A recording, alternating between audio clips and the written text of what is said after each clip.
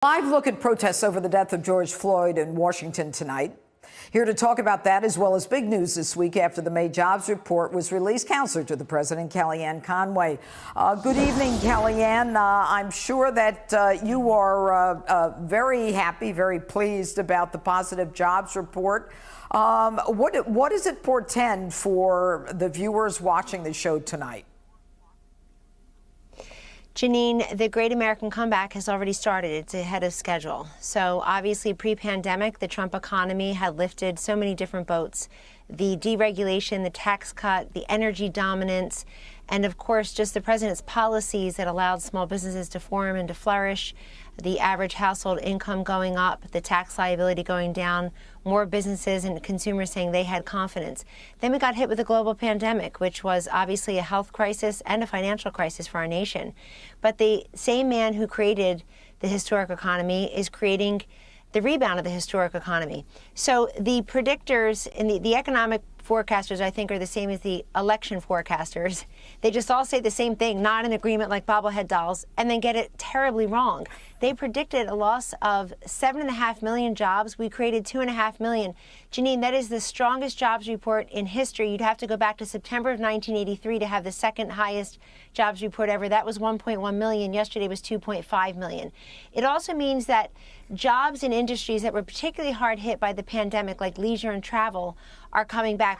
Almost 50% of the jobs in this May report were in leisure and travel. That's great news. Construction is on the rise. Education, healthcare services on the rise.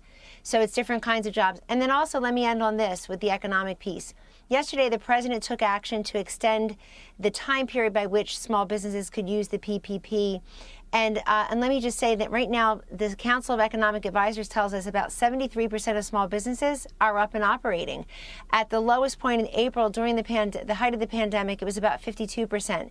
So contrast the way the liberal policies about businesses would totally hurt small business formation and survival. The terrible democratic policies that Joe Biden is putting forth would really bring us backward in terms of the economy. Thank you for your opening on George Floyd. I found it one of the most compelling few minutes about his senseless murder that I've heard in the last 2 weeks, and I applaud you for saying that as you did. Thank you. You know, I think that what we've got in this country is a concern for things that are, not as easy as people think they are. And but talking about that, what about Muriel Bowser? You're in the White House. This woman has a mural painted within a couple of blocks of the White House saying Black Lives Matter. She ends up throwing out the National Guard from one of the hotels. Guardsmen who came in, I understand, from Utah. Everybody is so ungrateful. So you're caught in this situation where you need the National Guard or you don't need them, and there is this tension. But we are still coming back, and the economy is going to come back. But how is this going to affect the president? Well, the president has weighed in on that particular topic. I do think it's unfortunate when mayors and governors and the heads of territories, all of whom have been on call after call after call, particularly with the vice president, the leader of the task force, but also President Trump on a number of those calls. I've probably attended all but 3 or 4 or 5 of them. I was in there literally on the phone or in the room. And I can tell you that most of them are very grateful. They're saying, thank you for this. Here's what else we're seeing. And we've made all of our health experts and our economists available to each of them. And I'm glad that some people have found their voice. Look, I think there's great unrest in different parts of this country. And I believe, Janine, that we all want equality and justice for all. That's what our country is founded on. And we should each be fighting for that. Earlier in the week, violence broke out in our major cities. Everybody has seen the video footage. They shouldn't look away from that any more than they should look away the 8 minutes and 46 seconds of George Floyd's slow and senseless death.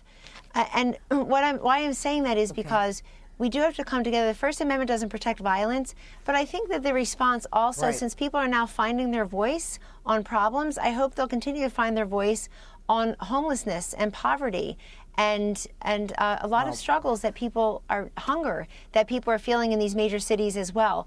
And so the president continues to work with all the leaders of the states on anything, including the pandemic. And by the way, D.C. is like the other 50 states. They presented their plan for reopening, and we're helping them with that, and we'll continue to.